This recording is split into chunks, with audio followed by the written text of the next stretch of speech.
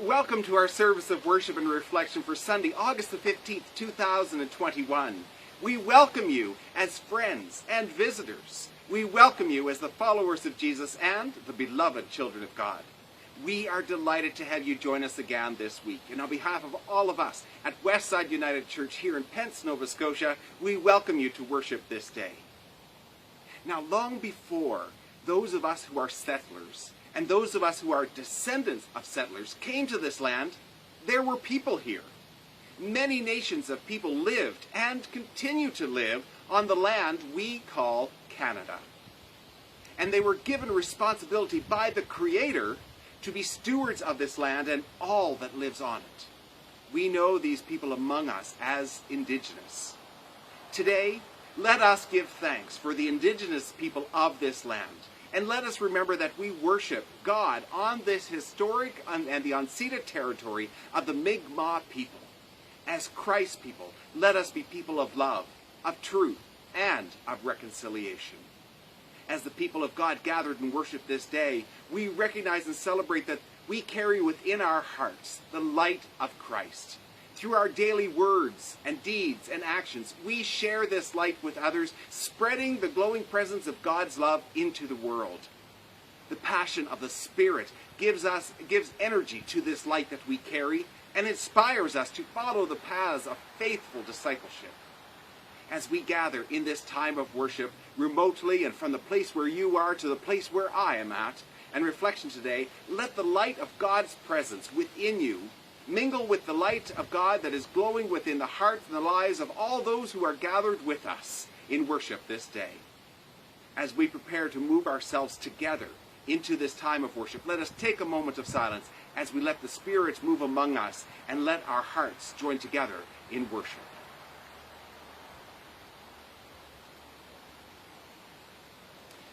Let us worship God, the God of all creation, whose glory is written in the stars. God's beauty and wisdom parade around the earth in brilliant colors, like the colors in the sunrise and in the fluttering of the tiny wings. What words can describe this splendor? Can we report it like the evening news? God's own work is revealed each night and each morning. It is published around the world, though no speech is ever used. So in the spirit of the presence of God, let us praise the God of all creation. Let us worship a living God. I invite you to join your heart with mine in prayer. All earth is sacred, O God. We too, fashioned in your waters within us, without your hand raising us from the dust, with the breath of your life inside us, we are vessels of your being in the world. Holy is the life we inhabit. Now, upright on this sacred patch of here and now, we search the balance out again between being individuals and belonging to a mystery beyond our own shaping. Come, great host, sacred visitor, and dwell anew among us. Amen. I'd like us to take a few moments to go to the very beginning of our scriptural stories, to the very beginning of the book of Genesis. And I'm going to be reading some verses from chapter 1 that begin with words that many of us know off by heart. It's the story of creation. In the beginning, God created the heavens and the earth. The earth was a formless void, and darkness covered the face of the deep, while the wind of God swept over the face of the waters. Then God said, "Let there be light." And there was light. And God saw that the light was good. And God separated the light from the darkness, and God called the light day, and the darkness was called night. And there was evening, and there was morning, the first day. Now, in the verses between verse 4 and verse 26, we are regaled with the story of how God created something new and wonderful over the next several days, bringing life and beauty and harmony with each other. At the end of each creative moment, it is declared that God saw all that was created, and it was good. After the waters were pooled together into ponds, streams, lakes, and oceans, and the soil gathered up into mountain peaks and fertile plains, dry deserts, and lush rainforests, after the stars were flung into the place in the sky, and all the creatures that fill the skies creeps, walks, and slithers upon the land, and wiggles beneath the surface or swims in the seas, then God created humans. Humans like you and me. Then God said, "Let us make humankind in our image, according to our likeness, and let them have dominion over the fish of the sea, and over the birds of the air, and over the cattle, and over all the wild animals of the earth, and over every creeping thing that creeps upon the earth." So God created humankind. In the likeness and the image of God, they were created, male and female. God blessed them, and God said to them, "Be fruitful, and multiply, and fill the earth and subdue it, and have dominion over the fish of the sea, and over the birds of the air, and over every living thing that moves upon the earth." May the Spirit of God move among us and within our hearts as these words of ancient scriptures enter into our ears for our time of reflection this day.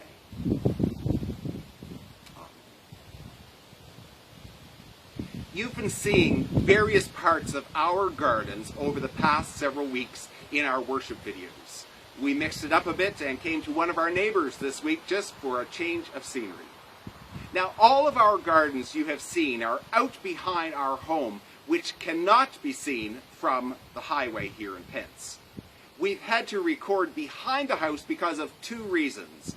Number one is that the lighting is better, and number two is that behind the house we are more protected from the breezes interfering with the sound, as well as the noise from the often abundant vehicles going up and down the highway here in Pence.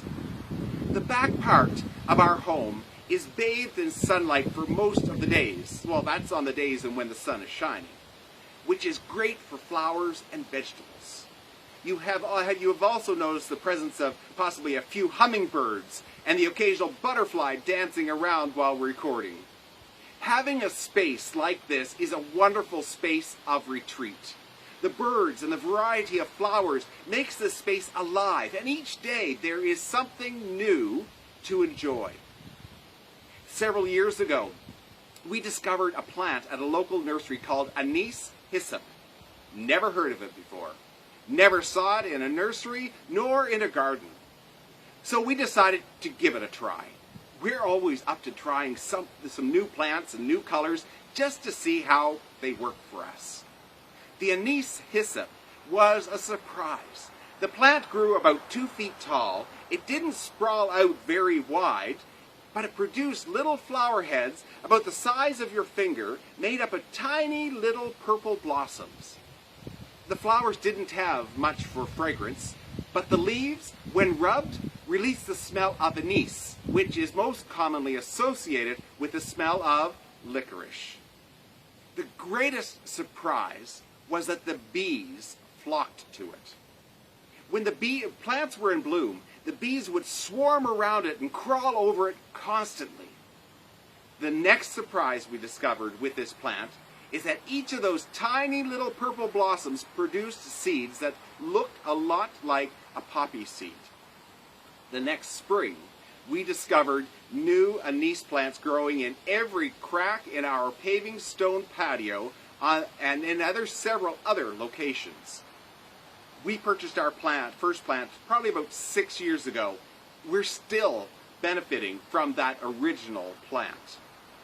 Not only are we still benefiting from that initial purchase, but the bees are still finding a good source of food. Gardening is a good hobby for me. As soon as the weather in early spring starts to look like it is warming up, I get excited about what the coming months will be like. The new plants, the fresh earth, the sprigs of green emerging from the cool soil gives me lots of hope and anticipation. It helps me to keep grounded, and it is a form of relaxation. It is a lot of work. It takes a lot of energy, and it does take time, but it is worth it when the eyes feast on the beauty and produce from the vegetable seeds planted nourish the body. Hobbies are good for the soul. The pandemic has taken its toll on many people's mental health. Given the fear of the virus and the government restrictions on movement, many may understandably be feeling more lonely, anxious, and depressed than usual. The World Health Organization has issued guidance on how people can look after their mental health during these difficult days. The key advice includes trying to keep a regular pattern of eating, sleeping, hygiene, and exercise. But a less obvious recommendation is to make sure you're still finding time to do the things you enjoy. In fact, research shows that having a hobby is linked to lower levels of depression and may even be preventive of depression for some. For me, during this time of year, my hobby is gardening. What is your hobby? What are some of the activities you enjoy and have been doing throughout these pandemic days to nourish your spirit?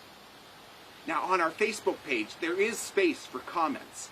I invite you to add your comment about what hobbies or hobby you enjoy and the activities you have included in your day-to-day activities to help with your mental health and well-being, how you've nourished your spirit. I look forward to reading your comments. My particular hobby of gardening doesn't just benefit my well-being, but it also benefits those winged creatures that fly among us, the birds and the bees. We have been well aware of the plight of the bumblebees over the past few years and how they've been struggling to survive. We are also well aware of the importance of bees for pollination of many of the fruits and vegetables we enjoy. Fruits and vegetables that are important for our body's nutrition. Planting bee and bird and butterfly friendly plants is a small task to perform, but the benefit reaches far beyond the efforts I invest in my gardens. It is something we do to help the environment and some of the smallest creatures within the beauty that God has created. This week, there has been a report released that should be capturing the attention of every one of us who are concerned about the welfare of our environment and the welfare of all that lives, breathes, and exists on earth. All that God created, all that God declared as good. This past Monday, a United Nations commission dedicated to raising the awareness of the global impact of human activity affecting the climate was released.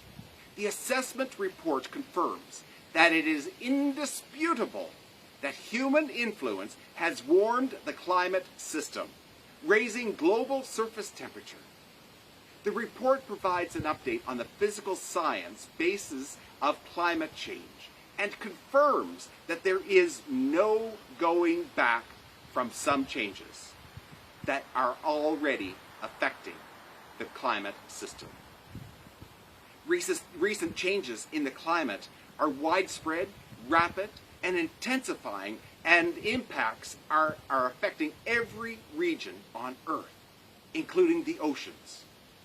Many weather and climate extremes such as heat waves, heavy rainfall, droughts, and tropical cyclones have become more frequent and severe. The report gives an atlas of regional observed and future impacts, which will allow policymakers and all other stakeholders to be better informed of climate policies at the regional and the local levels. The report identifies that the level of future emissions will determine the level of future temperature rise and the severity of future climate change and the associated impacts and risks. Not only have CO2 concentrations increased in the Earth's atmosphere, but the rate of the increase has also sped up. The report shows that greenhouse gas emissions from human activities are responsible for approximately 1.1 degrees Celsius of warming since 1850 to 1900. And it finds that the average over the next 20 years global temperature is expected to reach or exceed 1.5 degrees Celsius of warming. Unless there are rapid, sustained, and large-scale reductions of climate change-causing greenhouse gas emissions, including CO2, methane, and others, the goal of limiting global warming to 1.5 degrees Celsius compared to the pre-industrial levels are as enshrined in the Paris Agreement will be beyond reach. Unless there are rapid, sustained, and large-scale reductions, the goal of limiting global warming will be beyond our reach. As I absorb these words and the message conveyed in the report issued by the United Nations, I cannot help but hear the echoes of the beginning of Genesis rumbling around in my heart. God saw everything, everything that was created, and declared it was good. And to the humans God said, "Be fruitful and multiply, and fill the earth and subdue it, and have dominion over the fish of the sea, and over the birds of the air, and over every living thing that moves upon the earth." As the words of Genesis rumble in my head, the particular words subdue and dominion scream at me and inspire me to think, have we used and interpreted these two words to the extent that we have abused creation so much, that we have abused creation so much, that we have damaged creation beyond repair? I think we have. I think we have exercised our domination over all parts and pieces of creation, that the damage, harm, and destruction cannot be reversed. And this saddens me deeply. We have taken a beautiful gift from God and ruined it. How did we do this? Why did we do this? I wrestled with the words subdue and dominion, and in my mind what they meant and how they have been interpreted. So I was unsure, so I went to seek out the definitions of these two words. In my search, I discovered that when subdue is used in the context of soil and land, it means to cultivate. And for dominion, it means control, which is just what I expected. But control can be interpreted in a variety of ways: dominance, protection, and even care. The alternative ways we have interpreted the words from Genesis does not relinquish us from our past abuse and misuse of creation. It does, however, inspire us to find the ways in our lives on how we can renew our relationship and care and dominion over the gift of creation that God has offered to us. Planting a few seeds that benefit the bees and other creatures is not enough. Being mindful of the fertilizers we use to nourish our plants but are harmful to the soil is not enough. Sorting our household waste into various categories is not enough. Being aware of the levels of damaging CO2 being emitted into the atmosphere and conscious of our carbon footprint is not enough. They all help, but we are now challenged to step up our efforts even more. Challenged to listen to the groans and agonies of creation, and get serious about how our day-to-day living and activities can lessen the strain and pain on creation so that those generations who come after us can benefit from a healthier and more abundant, stable creation. God gifted us with a beautiful gift to be good stewards, faithful stewards of creation, for creation. Now, more than ever, we need to embrace this gift and our calling to be good stewards. May we hear this call again, and with our hearts and our hands and our actions, live out this calling now. Creation needs us.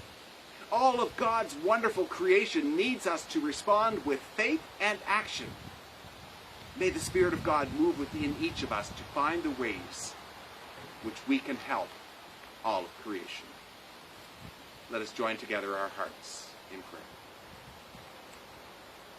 Let us take a few deep breaths and ground ourselves into the presence of the Spirit as we join our hearts together in prayer.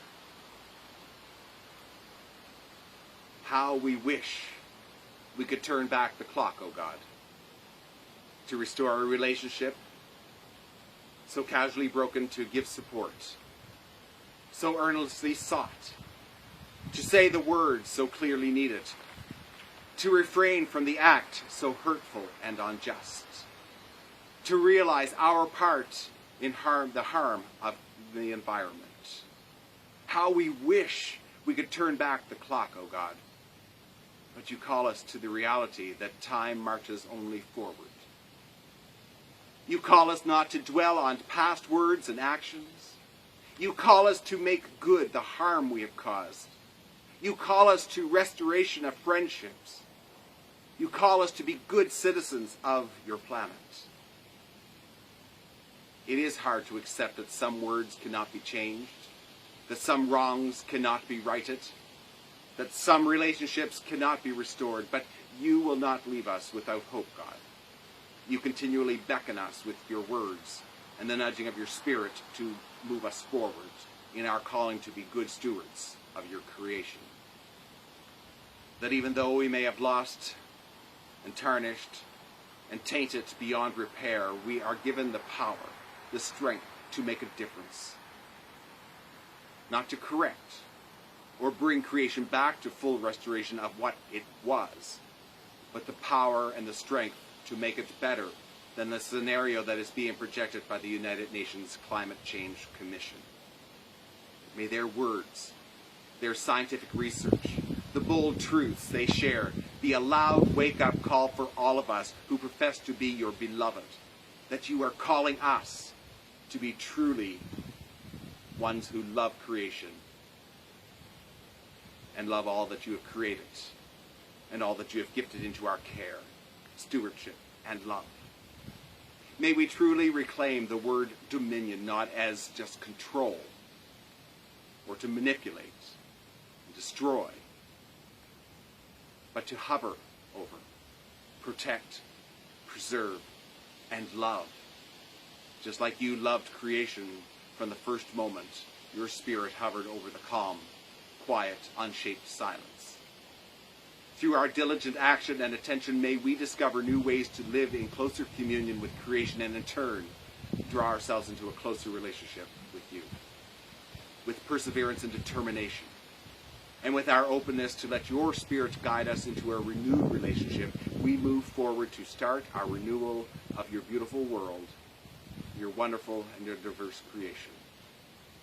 With hope for tomorrow and strength for this day, we pray with one heart and one voice. Amen. Just a couple of announcements to share with you as we conclude our time of worship together today. Our Lobster Roll Supper is August the 15th.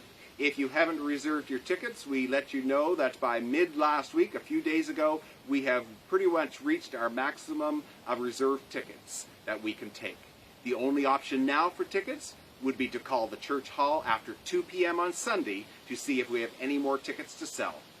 It would have to be after 2 p.m. because that's when we know if there will be any extra supper tickets available. Our next service of worship in Sanctuary is Sunday, August the 22nd at 10:30 a.m. If you'd like to join us and have your spot reserved, please contact us so we can do that for you. At the recent official board meeting, we engaged in conversations about how we can be involved in ministry with our neighboring communities of faith. We are exploring some options. To keep everyone informed about this, we would like to invite you to a time of information sharing immediately following our service on August the 22nd. Now, with September creeping up on us, we would like to remind you that starting September the 12th, we will be offering weekly in-sanctuary worship services at 10:30 a.m. And even though we will be worshiping together in one space, we will still continue posting services of worship on our Facebook page and website, and we look forward to our continued times of worship together. We acknowledge, with gratitude, the ways that you have been sharing your gifts with us. The generosity of your sharing is a vital part of sustaining and invigorating our ministry here at Westside United and our ministry to our community and throughout the world. Whether you donate to our ministry or the ministry being offered through the Mission Service Fund of the United Church of Canada, every gift makes a difference and touches the lives of many. From the blessings received, we share. And in our sharing, we become a blessing to others. Thank you. So as the towering pines stretch their branches over us, may God protect us. As the morning sun warms our back, may God gently nudge us forward. As the rock along our pathways or are hidden beneath the surface of the soil remain firm and steadfast, may God ground us. And as the gentle breeze that blows over the land or over the waters caresses our faces, may God breathe into us deeply and grant us peace. Blessings to you all.